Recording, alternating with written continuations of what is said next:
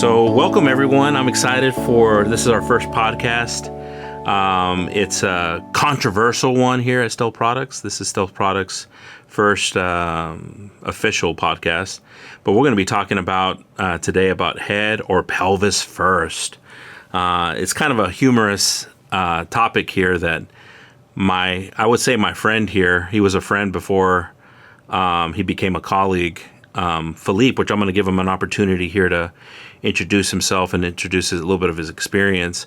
But we've known each other now for, I was trying to count this, Felipe, since 2006 or 7, might have been, right? That's kind of close to where we first met. And as you'll see in the dynamics of this podcast, we definitely hit it off pretty quickly because, as he likes to say, he uses the term brother from another mother. But I think it's there's a kinship here, and also a mutual respect for what our experience have been in this industry. And so I'm really excited to talk about this. But this is it's become now, so Felipe, it's become kind of a comical thing at Stealth. Now when Ryan does presentations and he gets to talking about the head positioning, he brings up our controversy, our little ongoing feud, as we can say. And it would be interesting. One of the first questions I'm going to have is before we start getting into this is what you remember about this, because I think it was the first time it kind of shocked you when I mentioned a couple of things and you're like, wait a second here, I thought this guy was knowledgeable and now he's kind of going off script. Until we kind of had a little bit of dialogue, and I think we found, and everybody will hopefully see this in this podcast, we kind of found a mutual ground where there was kind of agreements, and it's kind of weird, right? Because there's times that I will agree with everything you're saying. It's practical. It makes sense. And I think the same thing, it becomes that even on some of the things that I'm going through because of your experiences. But before we dive too deep into this first, if you take a little bit of time, Felipe, to kind of talk about your history in the industry. And also, I think what's great too, a lot of people have seen you in presentations and webinars that we've done, all the work that you've done. But I think a lot of people don't know a little bit how you started in the industry and where your passion really began. And I think that's a really important thing to maybe, if you want to just take a few moments to talk about that. Yeah, sure. It's funny. I started in the industry like probably the majority of the people started in the industry. Either you have a relative that's, somehow just ended up in a wheelchair, or you have a great deal of passion for this and treating and caring for other people, and you just started in the industry. I have a little bit of both. My dad had a heart aneurysma back in '92, and I was 18 at the time. And as a consequence of the operation, or the surgery that he had, his spinal cord just dried out. So he doesn't have a lesion or anything like that. He doesn't have a spinal cord injury as we know it. The spinal cord just dried out. So he had head control, he had upper trunk control, but he needed to use his arms to balance himself. He was a tall guy like me, heavy dude, and it was a problem when he got into the surgery in the hospital, got out with 3 open sores. So the first 3 years of rehabilitation was a nightmare, like for any other family out there. It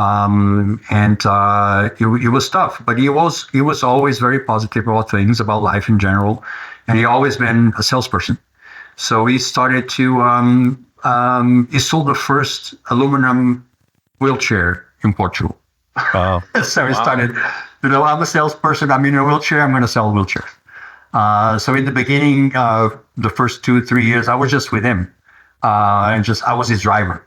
Every time he was going to show a wheelchair to someone or, to a therapist, I would just, I was his driver. I will help him out, unload the car, adjust something in the wheelchair, the power chair, it was selling or something. And that's how I started. And then my brother joined in, created a company as a small dealer. And then, I started having a lot more passion because, having my dad in that position forced me naturally to try to understand, what a client in a wheelchair would feel with a new cushion or with a new back or with a new chair, difficulties that they might have just, transferring to the car or to the bathroom or to the bed. And it kind of triggered my attention. Obviously, first-hand experience with my dad. And I created this passion that I have right now. I mean, I started, like I said, a small dealership with him and my brother. And we started learning more. I started learning more about complex rehab. And I think it was 2000 that I started really paying attention to complex rehab. I remember back in the day, I started with J Medical, that was sold by Sunrise in Portugal. It was my first complex rehab product that I ever used, and then Whitmire, and then Body Point, and all of these companies. And then I met you. I think it was 2006, 2007, just after, because I was invited to work for UCare as a trainer and marketing manager back in the day. I think it was 2005, 2004. And then when I left UCare, that's when I met you. And the opportunity came up for my company to start working with Stealth products and becoming the distributor for Stealth in Portugal and in Spain. And I remember our first trip together in Spain. I'm not going to share all the incidents that we had in that trip. Let's just say that just to make it so people don't think the worst of myself. Well, they can't actually after some of these comments. My Spanish isn't that good. So apparently some of the words that I was saying, unfortunately, was offensive. And the humorous thing about Felipe and the group that was with him is that they waited till the last day to tell me what I had been doing all week and saying all week wrong. And so it's definitely a story that Felipe likes to tell you. So if you ever see him, make sure you pull him to the side and you're able to find out the details of that. But it is but hey, Felipe, a couple of things that I think we hit it off just to so people understand over that phone call. And you're talking about the connection with Boa Vista and the back and forth that we were having and talking about products. You were very passionate about all the experiences you had in which you had been trained on. I was very passionate about Stealth products and other things that I had done too. And I think that it was a really healthy dynamic. And I think, like I said, all kidding aside, and a lot of people will see a lot of kidding and joking around in this, but there was a mutual respect that was there based off of the passion. I think passion is probably if there is a thing that connects this whole relationship, and hopefully what people will see, not only with this podcast, but future ones that we might have, is the passion of the solution. And I think that that's the one thing that I saw from you is the way your mind would think about stuff. It was always relatable to the client. So I don't ever question that. And I think it's the same thing on your side too. I don't think there's a questioning. I don't think I've ever felt any of that type of questioning on where we come from on our side, from the Stealth product side. But I love the fact that the experiences that you had with some products that we carried also, you were able to point out a lot of the positive things that we were doing, and you could see things with that. And so it's interesting because as now we start to get into the topic point of, what comes first, the chicken or the egg, right? What comes first, head positioning or positioning the pelvis? And this, as we were talking about this, I think the first time, and I'm trying to remember, and I'm going to let you know my perspective, but I think the first time that I thought about this, I think I just did it to annoy you. And that's common, right? We'll laugh a little. And everybody that knows us, there's people in the room right here that kind of know our relationship, and we like to have a good time. But I think I remember, saying, well, what if it's not, to the point that you're going to bring up? Because you're team pelvis, I'm team head positioning. And I think it was like, what if it's not pelvis positioning that's the first factor? And I put my case to it and examples of clients that I've worked with, and we'll get into that. We'll dive into it. But what do you remember about the first time? Because I think knowing you're probably going to say, I didn't take you serious at first because you joke around a lot. But I'm interested to hear your perspective of the first time that we talked about this. A bit like that because I already at that time I was doing training, already a lot of education, and obviously as everybody knows, pelvis is the foundation for everything, right? You say that laughing because I'm coming at you. You said that laughing so well because you're like, as everyone knows, let me get everybody on that's going to be watching this, listening to this on my side. Go ahead.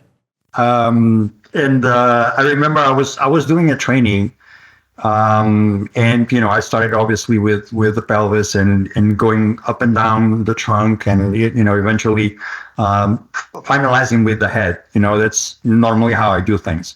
And you came at me and said that, and probably you were joking. I took that as a joke because I couldn't believe that you could be that naive. And I'm sorry for my English. I'm Portuguese, so sometimes I have. Hey, you're sorry, but not sorry. I know you already. Yeah, you're like, this is an opportunity for me to get a couple of jabs in. And you start poking me with that. You should start with the head. Forget about the pelvis. Oh, no. Calm down. I never said forget about the pelvis, but go ahead. Yeah, you said forget about the pelvis several times. So, but you were poking me, and that's okay. Like I said, and like you said, we know each other for a long period of time, so that's allowed. And that's when this discussion, started in those days where you're like, you're a head defender, I was a pelvis defender, then. So it kind of, and it's been funny, again, just so everybody that's watching this, there's going to be some perspectives and some point of views that we're both going to be talking about. And I think at the very end of everything, we're going to see that it all circles back to there's agreement on both levels of it. And it's not that I'm not understanding his point of view. There's a lot that I understand within it. And I've actually seen Felipe work with patients. I've had that opportunity to see that, and I see the aspect of that. And so I'm really excited. Let's talk about Felipe. Let's start out with the pelvis, and what your view of it is. Let's say that we're dealing with somebody. If we could just point out an example of someone let's say we're dealing with somebody with low tone, a low tone CP patient, and we see that quite often, and we don't have to do all the diagnosis layout and medication and all this stuff, but we've seen it all different levels. As a matter of fact, I've seen it, with you working with high tone patients and trying to understand medication and even surgeries and stuff like that. But let's give that as a premise. We could do either one, high tone or low tone, but let's look at a low tone patient and some of the considerations that you're looking at, and let's age group them so we can see it, because I know that's going to be different, and it could be different in each case. I'm not trying to set it up that it'll be perfect for head positioning. I'm really not. And we could pick any kind of age group, but let's start with a teenager. That way, it's there's already some factors that we're encountering that could be struggles. So, give me your perspective on how you're following it through the pelvis. Yeah. So for me, my head is very clear. Obviously, that the ultimate goal is that you increase function, right? And you cannot be functional if your head is in the right place and you cannot control the head. Have that been said, when you're doing an assessment, you need to start somewhere. And my head is, especially if you talk with low tone, one thing that is common to the majority of low toners out there is that when they relax the postural muscles, there is an anterior pelvic tilt coming into place, and the sliding off the chair, and so on in those cases. So I always tend to somehow control the pelvis, stabilize the pelvis as much as possible before I start working with other trunk segments. And we know that the trunk is divided in different segments, and everything is impacting above and below. So we know that the head eventually will affect a pelvis positioning. So we need to take care of that, obviously. But as a starting point for me is to stabilize the pelvis as much as possible. Even with the majority of the cases, and if we talked about the assessment, it's also a good discussion to have, because we don't have a lot of time to do most of the times everything that we need to do, like a good mat assessment, a pressure mapping, whatever. So most of the times, we see the client in the chair, and you start immediately trying to, see what are the range of motion available in the joints, and what you can do to stabilize this and that. And you need to start somewhere. So, like I said, for me, stabilizing the pelvis will guide me to the rest of the work, and this is just the beginning. Yeah, that's good. That's a good point. And I don't have any disagreement with that at all. And I like your point of some of the struggles that we see all the time and we talk about all the time, which is time. Unfortunately, you're fortunate, maybe more than what it could be in the U.S., where there's limited time that we can see a patient. In the U.S., it could be a little bit more different than, you could have a half a day with a patient. It's scheduled a lot nicer. And don't get me wrong, there are visits that maybe an ATP could have at the dealership that could be longer. But as far as with a clinician, just because of the clinic schedule and all that stuff, you might have 45 minutes, you might have less than an hour with someone. And so you have all these factors that you're coming in. So would you say that, because I kind of want to still stay on the pelvis just a little bit. I don't want to start talking about how I would visualize something or my experiences in the first approach. But would you say that time constraint has really honed in things for you? So let's say, for instance, like you mentioned, stabilizing the pelvis, which I agree with that. I think that's going to be critical, right? The core area of the system is going to be the pelvis, which is going to be critical. Would you say that while you're looking at somebody before you've even done an assessment or actually laid hands to start seeing stuff, what visual cues are you getting? So let's say that you didn't know this going into it about the patient. You didn't know their low tone. You didn't know much about them. Like, what visual cues are you looking for the patient that's going to help you eventually get to, now that I'm seeing how the pelvis is currently? Yeah. Don't get me wrong, and I know what you're going with this. Obviously, the first thing that I know you, Gabe, so I know. So I know that the first thing that we see in someone that is in a wheelchair is obviously head position, right? That indicates everything. Yeah, you were. There you were. Because it sometimes it doesn't really matter for someone that doesn't know about the client, and I'm just looking at someone in a wheelchair. It doesn't really matter how the pelvis is positioned, as long as the head is a midline and he has good head control, because this will give me function. This will give me the opportunity to interact with other people and communicate better and eat better and so on. So the first impact, or the first thing that you're going to look for, is where the head is positioned. I don't argue with that. Yeah, right. Right. So that's a fact. But then if you have a little bit of knowledge, and you know a little bit of how the human body works, you know that head position is going to be probably, or most likely, influenced by something else. Okay. And then, obviously, that if it is a low tone, we know what's going on. If it is high tone, and if it is, for instance, cerebral palsy, you have to take in consideration primitive reflexes and all this stuff. Sure. That will depend on head positioning 100%. But nevertheless, you need to start somewhere, and most of the times sliding is a problem. So if you don't address the sliding, if you don't address an obliquity or rotation of the pelvis, it's going to be hard for you to address the head. So, hey, Felipe. So, Felipe, and I don't mean to cut you off real quick because I definitely wasn't. I wasn't expecting you to say the head at all. When I start talking about my visual on it, but I was just kind of wondering too because you're right. I mean, that's going to be our. It could be the quickest thing that you can visually see. But what other type of things are you looking at within the chair? Like, so let's say that somebody already had a chair and they're coming in, and you're seeing devices that are on the chair.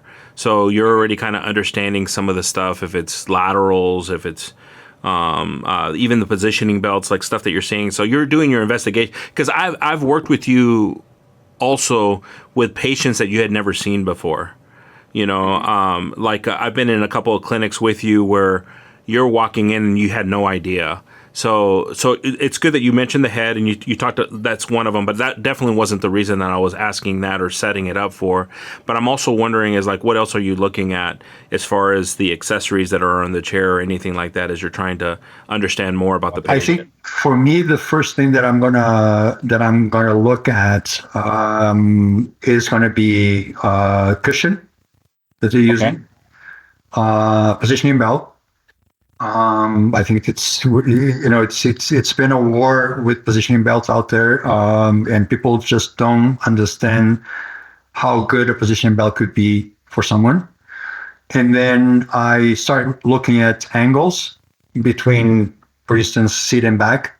Sometimes like considering, for instance, a low-tone client, if the back is too vertical, you're going to push the client forwards, and it's going to be hard for him to sustain the head upright or be in an upright position. I'm going to look at if they're using laterals, for instance, how the laterals are being used. We keep on making mistakes, and I just don't get this. If you in your head when you're doing an assessment and you determine that you need laterals for your client, okay, and you use them symmetrically, that doesn't make any sense for me. Mm-hmm. Because if you just need some, a little bit of lateral information for the client to have that extra little bit of contour, maybe a contour back is going to be better. It's going to be easier for the client. You have less joints and less materials touching the client's body, and it's going to be cheaper. Then you use a flat back, for instance, with laterals that, articulate and you can swing away and all this stuff. So that kind of a messes with my mind is, looking at the laterals and see if they are symmetrical or not and why they need laterals. And then eventually I'll go up to the head, watch the positioning and what type of head support that they're using. And that's probably the first. Good. Yeah, that's good. All at once. I mean, it's really difficult to kind of divide all this, but it's kind of a. No. But I've seen you do it. I've seen you do it with limited time. I've worked. Already a couple of them. One was here locally that we did a quick assessment. We were able to figure out that the back wasn't right for them. Another one too was where we're able to see that this client had a lot of tone, and you could really see that you were having a difficulty subduing the pelvis or actually getting the pelvis to relax. So I got a chance to see some good experiences and stuff like that. So a little bit of just to start the conversation, and I honestly agree with the approach, and I don't think I'm not going to say me personally feeling this, and I'm already going to get eaten in the comments. I'm already ready for this.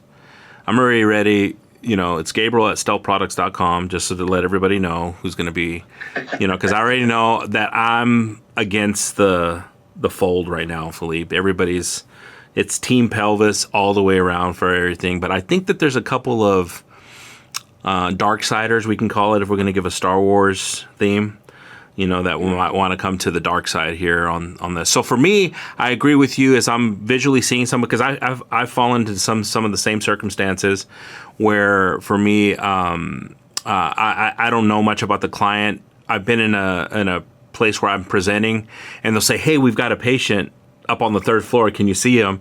And I have no idea about the patient or anything like this. And I'm like, sure, we'll go do it. And I kind of go through some of the checks and balances that you do. of looking at stuff and seeing what kind. As I'm walking up with them, I might be asking them some questions. What's been the difficulty? Maybe something that I was presenting on inspired them for that patient. If it was something that we explained, we've been through those situations too. And we love those moments, right? If they have a practical patient that we can put a product on that we were talking about. And so I kind of go through the same thing, and kind of why I always started with, I'm looking at what the head's doing, and how the head is positioned. I, of course, will ask questions too, because if it's an inpatient client, which in this case right here, as I gave an example, somebody on the third floor, does this start to happen at a certain time, right? It's fatigue a factor. And that starts to line up a lot of the things that you were talking about already, that you could start to see, well, you know what, fatigue could be a factor because of the way the back angle is. Fatigue can be a factor because of the way the positioning devices are. And so for me, why fatiguing for me so important is because it becomes important for us able-bodied people with our head. You know, we start to do, which is going to be another topic that we'll get into, which I'm excited for, is the postural variance. We start to making adjustments. You know, we start to support as we're in a presentation. We'll start doing different things and trying to support something that dictates a lot of comfort for us, and dictates the what a lot of my body's going to do. Me having to support this weight, no joke, Felipe. I know you wanted to say, and it's a lot of weight because you're seeing the mass of the head on your screen right now. And I know you wanted to say something, but I stopped you from that. I said it on myself. But for us to support that, it could be critical for somebody like for me, if I'm looking at low tone, is okay, I'm looking at all the seating variables. I like some of the stuff that you actually taught me, the one on the cushions, and how important that is, and the covers and what it is, air and all this stuff. And I've seen you point that stuff out, which I learned from that was critical. But for me, one of the most important things is, are they noticing this throughout a certain time of the day? You know, because sometimes it could be as easy as, I don't have to get so aggressive on the head device if I'm going to use, if they're just not using tilt properly. If they're not tilting the person when they should, if they start noticing shoulders starting to drop, you know, kyphotic posture, head now I'm starting to lose the head. Maybe it's just, hey, have a regimen, a timer that tells you every 20 minutes, give them a slight tilt back, give them a slight adjustment back, just to give relief, give relaxation. Maybe that'll eliminate some of the difficulties that people can be encountering. Now, in some cases, that doesn't. Even tilted with them, they start to, if the head starts to slide, then this is how we see them. Now, it's unfortunate because, and this is where I love talking to people. This is why I like to be Lorenzo uses this word a lot about me, because he's my brother, the instigator. I like to be the instigator in this topic, because even though I was able to lock in position, and this has just been my experience, the pelvis, and I had somebody that's, let's say a young child has flexible, doesn't have a deformity, doesn't have any kind of fixed deformity, even though I'm able to lock it, this to me still becomes where I'm going to go. So regardless if I've done this with the pelvis, the weight of this starts to dictate what my body's going to want to do. So, for instance, this is just to my point, is that if I'm not looking at this needs to be positioned, supported for someone, it could end up creating some things just because of where it's at. It's at the pinnacle of my body, so it can create the scoliosis. With dropping, it can create the kyphotic, positioning. So for me, and this is where I think that we come into an agreement, because I think I see you nodding your head a lot, and I'm not saying that it's just my practical way that I'm visualizing it. And I'm still agreeing with all the stuff that you're saying. And I still agree that, hey, the pelvis is also going to dictate what this head will do. If it starts to slide, if it's not positioned properly. So for my point, I do look to see where the head's at. I try to understand the fatiguing factors of it. gravity factors, all these different things, because where my head's going to go, I always feel that the body's going to follow. And it starts. Can I have? Yeah. I'm sorry to interrupt. No, you're good. You're good. You're good. I remember one time I was doing a training in a country in Latin America, and I think I told you this story before. And we were talking about, how important it is to level the pelvis or stabilize the pelvis, and we talked about the differences in approach for flexible client and a fixed deformity client. And so I was talking about all that, and then I saw a presentation of this school or this rehab center, and they showed the before and after, and they had this client with a severe scoliosis, big obliquity, everything was fixed, and then they showed the after picture, and they started with the pelvis, and the pelvis was perfectly aligned. Yeah. And I saw that picture, the initial one. I started scratching my head and said, "This is not going to go well," right? Because they explained before, because this the client was fixed, right? Yeah. So eventually, what you see, obviously, the pelvis was aligned and leveled, but then because the scoliosis was a fixed scoliosis, they could not correct anything. The client was bent to one side, and then they needed to build a support for the head from the arm support of the head of the chair to support the head. So yes, I agree with you. The head is our heaviest organ, and we need to. It's really hard, and we have this 7 vertebrae in our cervical area. They are very small, very flexible, but we need to use a lot of muscle strength to just sustain the head upright. Yeah. And the more we go into flexion for 5 degrees or 10 degrees, we severely increase the amount of force that the muscles need to apply to just hold my head upright. Mm. So I totally agree with you. But let me ask you a question now. Oh, I love it. See, Let me ask you a question. I thought this podcast was going to end early. I was gonna okay, there we go. We got conversion number 1, but no, he threw the butt. Okay, let's go to the butt. Okay. So let's say no. How many times have you ever been called to look at the client, and the therapist or the family says, "My son has a head positioning problem"? And how many times are those problems or of those situations you get there, and the problem is somewhere else? Yeah, a lot. I'll agree to that. But I will say this: as many as there are that, I've also had other ones where it was head positioning, and they didn't identify it. So to be. What's the radio? Gabe? 90 to 10? No, for sure. But no, 9%? No, for sure. But I'm just saying I've had that situation also the opposite. Maybe not as often. Yes, you're right. So I think that this is where it's a healthy debate. And if you're out there and you're listening to this and you're thinking like, man, this guy has no idea if he's over here saying that he's just looking at the head side of it.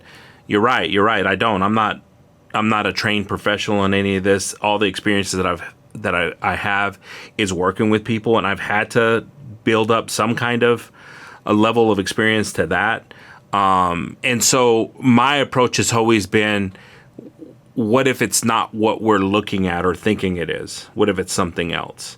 And so, of course, my comfort was already in the tools that I had, which was at the time that we were having discussions too, which was head positioning, because I saw a lot of those factors had resolve in it. But you brought up something that's really interesting, and I think that we need to cover a little bit more, because it's something that I think it's critical too, is range of motion. I think that the range of motion and fixed to understanding the range of motion, because I've also had the clients too where now the ear is touching the shoulder, and it's already been for years, and there's no way that I'm bringing him back up to neutral anymore. And so I'm either going into a preventative factor to where it doesn't get worse, and I'm trying to help support it so it doesn't get worse, or if there is range of motion and I'm trying to gain, if I can, potentially, because muscles are extended, neck muscles, which we, hopefully we'll show an image here. We'll pull up an image here of all the neck muscles, an image of all those, and there's tons of strands. one of the best things just so people can understand, and I know you know this, Felipe, and I think you talk about it in your trainings, is for me, we travel a lot, so we fly. So every once in a while, we'll fall asleep, and we'll fall asleep in an awkward position, maybe for 30 minutes, right, or an hour.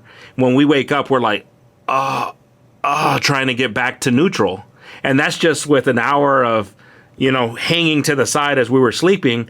Now, imagine that for years.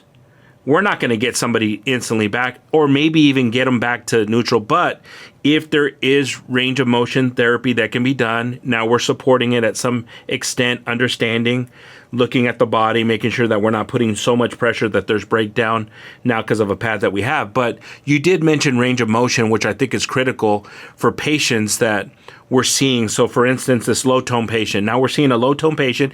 He's a teenager. So who knows when this started? But now that we're starting to see him, now you've seen scoliosis. You've seen already that, his head is leaning to a side. What do you recommend for on the pelvis side is now the point of treatment for this patient? That's a good question, because when you look at someone, it doesn't really matter the amount of tone, if it is low tone or high tone, going sliding off the chair, and you're trying to stabilize the pelvis. We all learned in our many years ago the 3 points of contact. And we use that for correcting scoliosis, right? Yeah. But bottom line is that, that as well as I do. Try to get an image of that too for you, Felipe, too, the 3 points.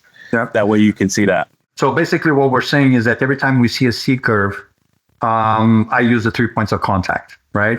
To correct as much as possible that C curve. Now, the problem or the good thing about that C curve is that we can see the C curve in any part of my body, in any movement, and I just need to apply the same principle. So, if you look at the pelvis, when I'm sliding off the chair, low tone, like you were explaining, okay? And the low tone, it's very easy that they slide off the chair, the pelvis goes into a posterior pelvic tilt. And if you look at the pelvis is rotating backwards. So you can see the C curve happening there. So you just need to apply the same principle of 3 points of contact. So for you to stabilize the pelvis, you need to use those 3 points of contact. Now, we tend to, every time we're trying to do something with the pelvis, we tend to focus our attention in the cushion. For me to stop that posterior pelvic tilt of the pelvis, so that rotating back of the pelvis, the cushion is not going to help me. So I need the back, right? The back needs to push, not just touch, to push the PSIS to control that posterior pelvic tilt. And then you need to have obviously the anti-thrust on the cushion. The cushion needs to be contoured, and you need a pelvic belt. So you're using the 3 points of contact to really stabilize the pelvis and preventing the pelvis to slide off the chair or go into a posterior rotation and forcing the client out of the chair because of lack of tone. But there is also something very interesting that is happening with the legs at the same time, because if you look at someone low tone sliding off the chair, what they do normally is the legs go into exterior rotation and abduction. Mm-hmm. And that's when that movement itself forces you naturally, because of gravity, to slide easily off the chair. Right. So you want to stabilize the pelvis, you're using the 3 points of contact, but if you don't do anything with the legs to stop that exterior rotation, external rotation, and the abduction, you're going to have a fight. It's not going to be a long fight or a big fight because you're talking about a local client, but there's still a fight. Yeah. So right. There's things that you can do with the knees, for instance, with adductor pads to prevent that abduction and external rotation to happen. And that, you're going to easily control the pelvis. So yes, you need to address the pelvis, but the pelvis is connected with everything else. You cannot just focus your attention to the pelvis and forget that the client has legs and the lumbar spine or thoracic spine and the head. Yeah. But going back, and I'm sorry to go back because you were saying something about the position of the head, sometimes lack of range of motion or not so much available, and you cannot correct the position of the head instantly. Let's not forget that when you have a client that is in a certain position for many years, there are compensations that take place, and you cannot just forget that. Right. So you cannot just pretend that all of a sudden you're going to correct the head of someone into a midline and everything is going to be good, because it's not. Because most likely you're going to have a visual field that is affected. So someone, you have 4 quadrants in your eyes, and you look for us that we have a nice visual field. We kind of use the 4 quadrants. But if someone is in a lateral position with the head for many years, there will be compensations. Yep. Not only that, the swallowing process as well. Hearing as well. If I've been shoulder, I've had that happen before too, where that's just been an uncommon thing. I've had, what do they call it? The cauliflower ear. Yeah. Yeah. But even pressure sores in the head and ears, it's terrible. But if you go to those compensations, just the visual field is going to be a big one. And swallowing process, that's terrible. Okay. Yeah. And then sometimes and the breathing process as well. So you kind of, you have someone that is here and is breathing properly because you find compensations to deal with that. And then you correct them, and all of a sudden the breathing goes away, and this is going to be struggle. So, head position is I love it. It's very challenging. But we really need to know that this, all these compensations, and then, you're talking about low tone and high tone, but you're about the dystonia. And you have so many variants there that will affect the head positioning, that it's going to be a problem. On the pelvis side, though, stabilizing the pelvis and not forgetting that the pelvis is attached to other segments of the body will help you to get to the head positioning in a better condition. You, as a technician, as an ATP, as a therapist. My problem is that, okay, I can look at someone in a wheelchair and I see that the head is, supporting on his trunk or is laterally, like you were describing. In my mind, I know that I have to do something with the head, and obviously I will determine range of motions and so on. Yeah. But in my mind, that's not where I'm going to start. I need to see what's going on that is going to cause that. It's going to be fatigue, like you were saying, probably. It's going to be lack of support, most likely.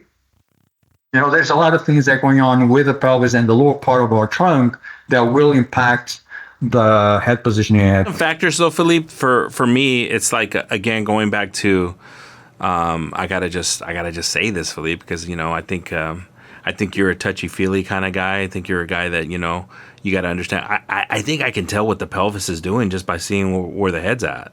I mean, there's some common truth to that right now. Just so we can understand that is like if I see. Gabe, I'm sorry, I need to interrupt you, man. You just said 5 minutes ago, and you can, reverse the recording, where you said that the pelvis could be very well aligned, and then the head would be.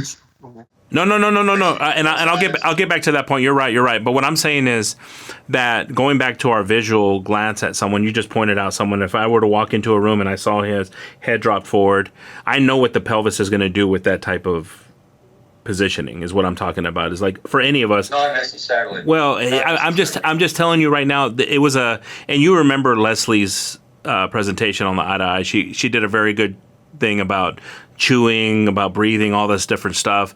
But what you see at the hips, you feel at the lips, and what you do at the lips, you feel at the hips. Yeah, for sure. But one of the things that anybody that just wants to feel this, if they put their hands close to their ischials and they start to lean in any of these things, you're going to see the ischials digging in. My rotating and you feel that, right?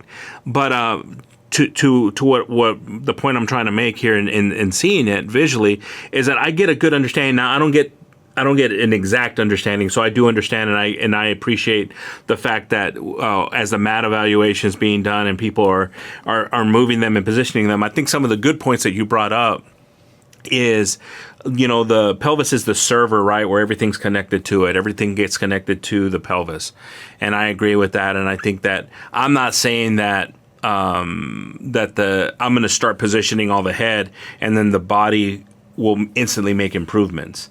If there was already factors, angles, and all that stuff, not the right back, not the right supporting factors. I like the 3 points of support too. I agree with that. I think all those factors are critical with it. I think my point is that I want to understand why this did this, and if it had factors to do with gravity, fatigue, or if it was something that stemmed maybe not from the pelvis, because like I said, and you and I were talking about this, I've seen the pelvis properly positioned, everything was good, but just because the fact that there was not a support here, this started creating issues. This started creating the scoliosis, the kyphotic posture.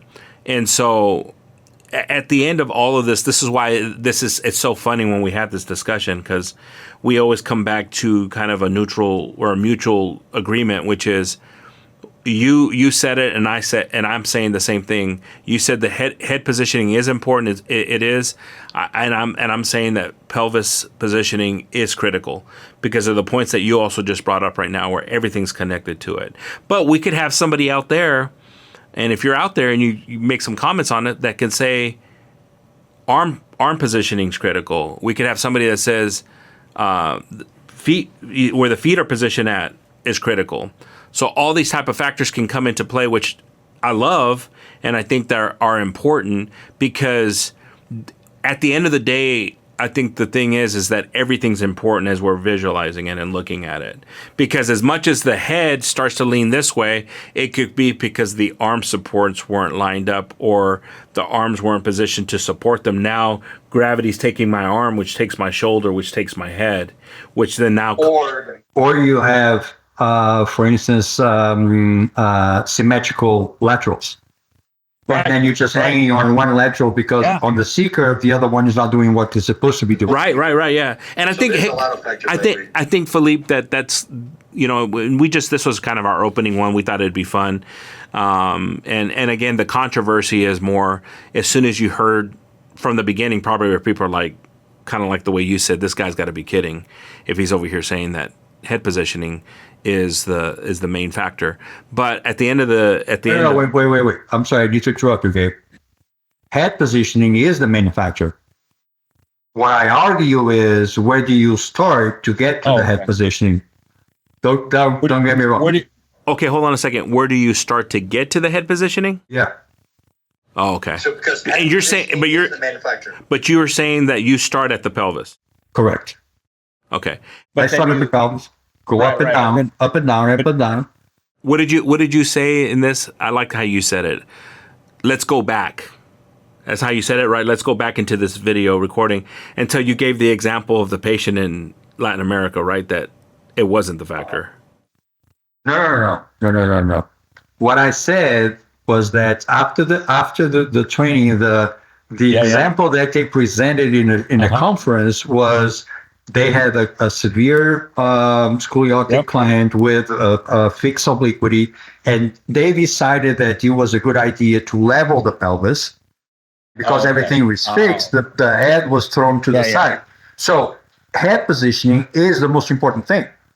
But how you're going to get there, this is where you argue with me. Because I believe that we need to start at the pelvis and go up and down till you get to the head position where... Again, I mean, and you look at the stealth line. Okay, let's talk a little bit about products. We have a huge line of head position products, right? And you know that we divided line in two sections, so two segments, if you like. So we have head supports, and we're talking about something that you use on a tilt chair or a recline back, whatever, just to support the head. And the client is tired. You just need to support the head. That's it. It's a simple one, like the Comfort Plus or the Comfort Adjustable, whatever. And we can discuss that in our line. We're specials, and we have a lot of options that you can use. and to turn this head support in something a lot better. But then you have the head positioning devices, and that's the Ultra, and that's the I2i. And once you have someone that is using a head positioning product like the Ultra or the I2i, if you allow the client to slide off the chair every time he has high tone or every time he's tired, you need to constantly be adjusting the head support. Yeah. Or the head positioning device.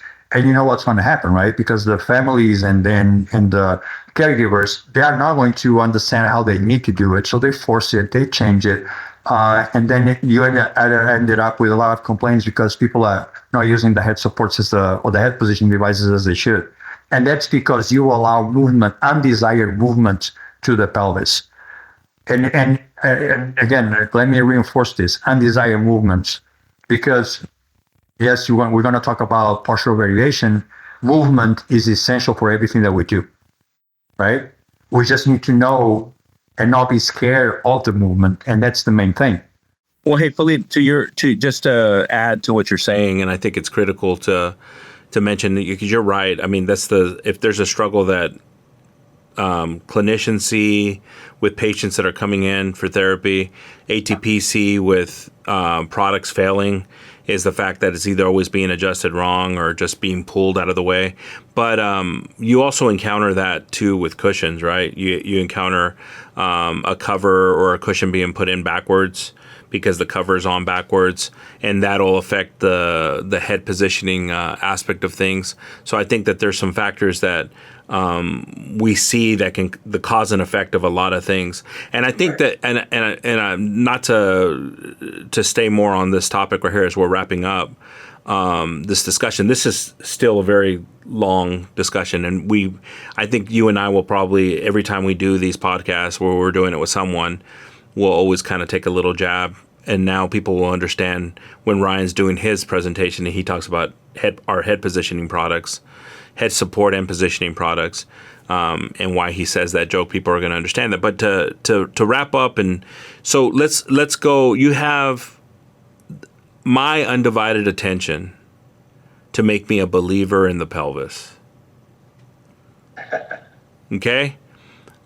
Okay. And so I want you to explain to me how my perspective of when I'm going to go see a patient. Now, most of the time, a lot of the times that I've been asked to, it's been because I've talked about our head positioning products. So to your point, which you said earlier, how many times has it not been that? Yeah, well, so, do I say that maybe more of the times it's been that just because maybe they've determined that? But yes, there has been times that it wasn't even that. It was something else. It was a cushion. It was, or even factors of the back. Like to your point, I saw that one firsthand with you, where it wasn't that. But now, give me the case for the pelvis.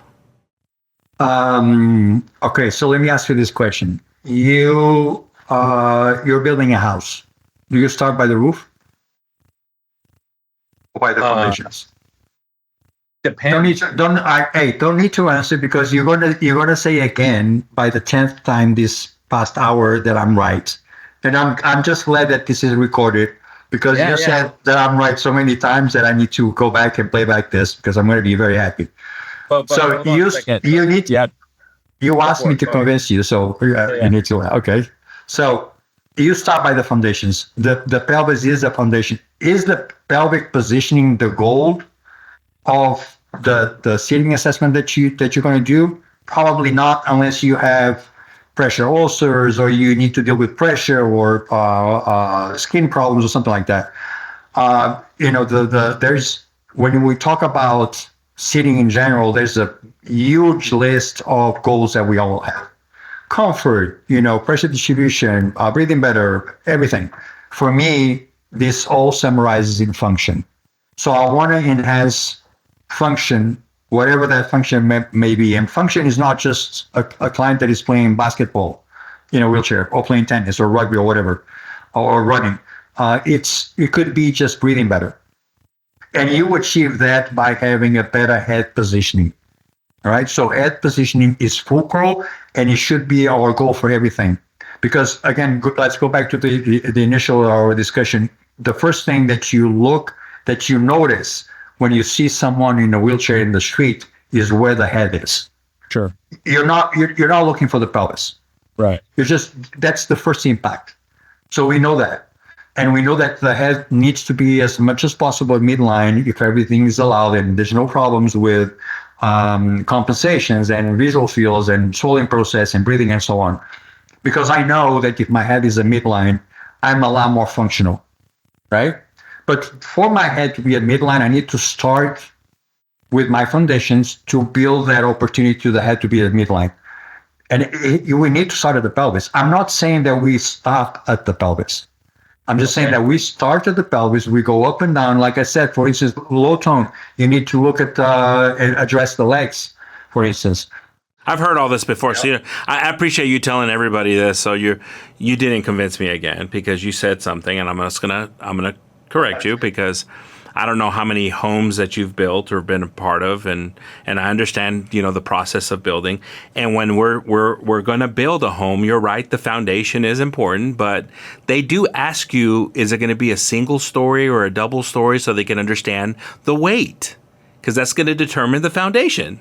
So to my point is it going to be heavier on the right side?